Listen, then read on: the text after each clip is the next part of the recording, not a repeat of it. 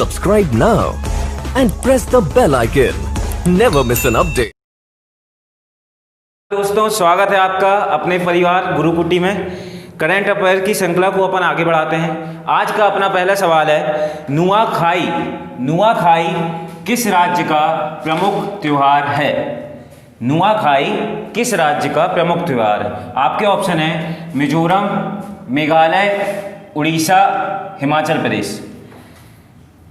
मिजोरम की बात करें दोस्तों, तो मिजोरम में चापचर कूट फेस्टिवल मनाया जाता है। कौन सा? चापचर कूट। ये फेस्टिवल आपसे एग्जाम में पूछे जाते हैं, तो इसका चापचर कूट क्या है? मिजोरम। मेघालय की बात करें दोस्तों, तो चेरी ब्लोजम फेस्टिवल मेघालय में मनाया जाता है। इसका करेक्ट आंसर है दोस्तों उड़ीसा। उड़ीसा में क्या मनाया जाता है? नुआखाई, एक त्योहार नुआखाई। ये किसानों का एक प्रमुख त्योहार है। वहाँ का सामूहिक रूप से उन लोग मनाते हैं, उड़ीसा के लोग। ओके, उड़ीसा की बात करें तो एक और पर्व वहाँ मनाया जाता है, रज पर्व। ओके दोस्तों, रज पर्व। ओके, हिमाचल की बात करें दोस्तों, तो हिमाचल में फगली त्यौहार अभी हाल ही में मनाया गया था। फगली कहाँ मनाया गया था दोस्तों? हिमाचल प्रदेश। और एक अन्य उत्तराखंड की बात कर लें दोस्तों, तो उत्तराखंड में फूल देई एक प्रमुख त्यौहार मनाया जाता है। नेक्स्ट ऑप्शन की ओर चलते हैं दोस्तों। हाल ही में किसको अंतर्राष्ट्रीय क्रिकेट परिषद के हॉल ऑफ फेम में शामिल किया गया? आपके ऑप्शन है दोस्तों जैक कैलिस, जहीर अब्बास, लियो स्टालेकर या फिर उपयुक्त सभी। इसका करेक्ट आंसर है दोस्तों उपयुक्त सभी, अर्थात जैक कैलिस, जहीर अब्बास और लियो स्टालेकर, इन तीनों को हाल ही में अंतर्राष्ट्रीय क्रिकेट परिषद ने हॉल ऑफ फेम में शामिल किया गया। इसका करेक्ट आंसर है सभी ABC। जैक कैलिस की बात करें दोस्तों, तो ये साउथ अफ्रीका टीम से है। जहीर अब्बास पाकिस्तान के पूर्व क्रिकेटर हैं। लियो स्टालिकर की बात करें तो ये ऑस्ट्रेलिया से हैं, महिला क्रिकेट टीम की सदस्य लियो स्टालिकर थी। ओके दोस्तों, अंतर्राष्ट्रीय क्रिकेट परिषद आया है दोस्तों, तो इसका मुख्यालय है दुबई में। ICC का मुख्यालय पूछा जाता है, तो इसका मुख्यालय है दोस्तों दुबई में। ओके दोस्तों, नेक्स्ट सवाल पे चलते हैं। निर्माण मजदूर पंजीकरण अभियान किस राज्य ने शुरू किया है? निर्माण मजदूर पंजीकरण अभियान, ये योजनाएं मैं इसलिए ज़्यादा डाल रहा हूँ कि आजकल योजनाएं ही ज़्यादातर पूछी जाती हैं। ओके दोस्तों, तो इसका करेक्ट आंसर है दोस्तों न्यू दिल्ली। न्यू दिल्ली की बात करें दोस्तों, तो अरविंद केजरीवाल यहाँ के मुख्यमंत्री और अनिल बैजल उपराज्यपाल। ओके, तमिलनाडु।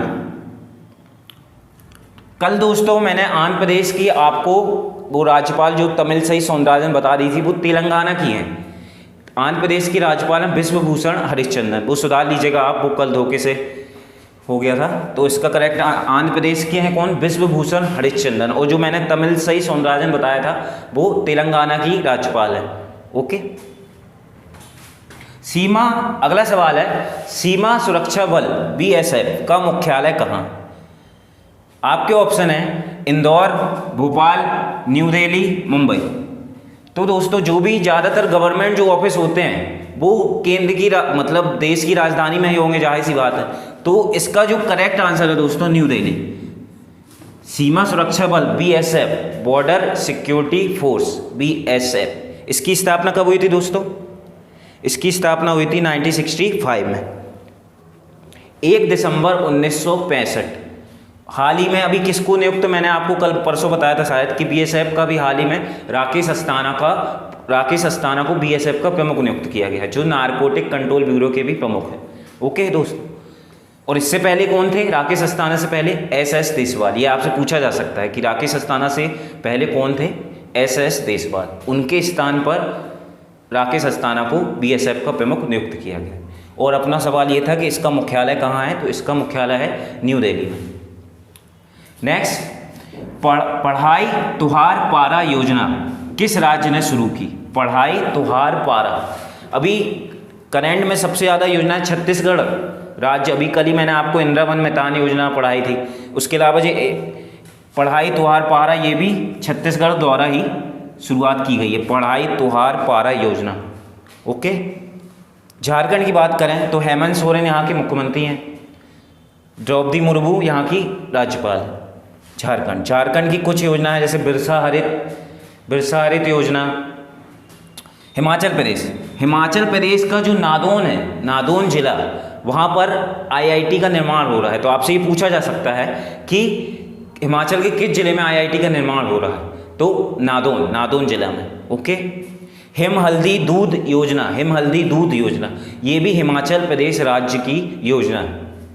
हिमाचल के मुख्यमंत्री जयराम ठाकुर। बिहार के गवर्नर है फागू चौहान और बिहार के मुख्यमंत्री हैं श्री नीतीश कुमार जी। ओके।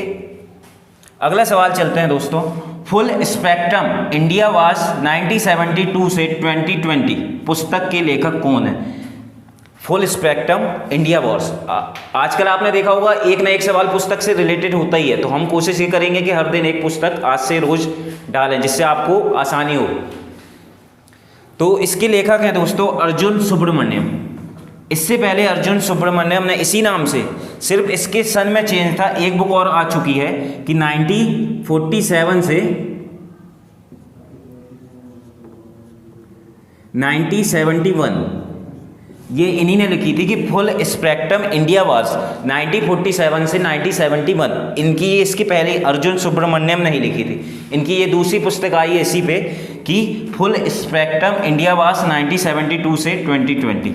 इसके लेखक हैं अर्जुन सुब्रमण्यम। ये ओके। जेके रोलिंग की बात करें दोस्तों, तो जेके रोलिंग ने क्या लिखा है दोस्तों?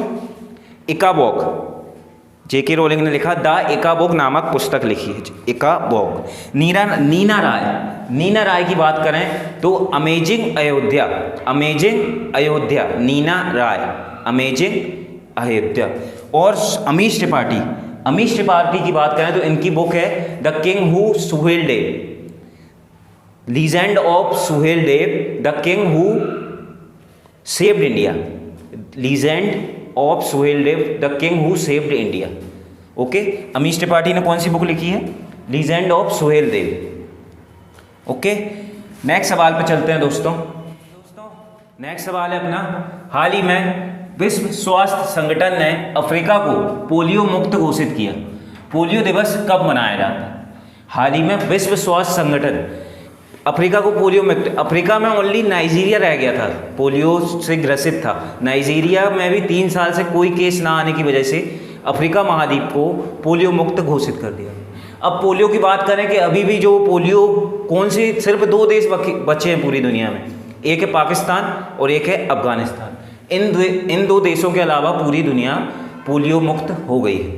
ओके दोस्तों, तो अपना सवाल ये है कि पोलियो दिवस कब मनाया जाता है? इसका करेक्ट आंसर है दोस्तों 24 अक्टूबर।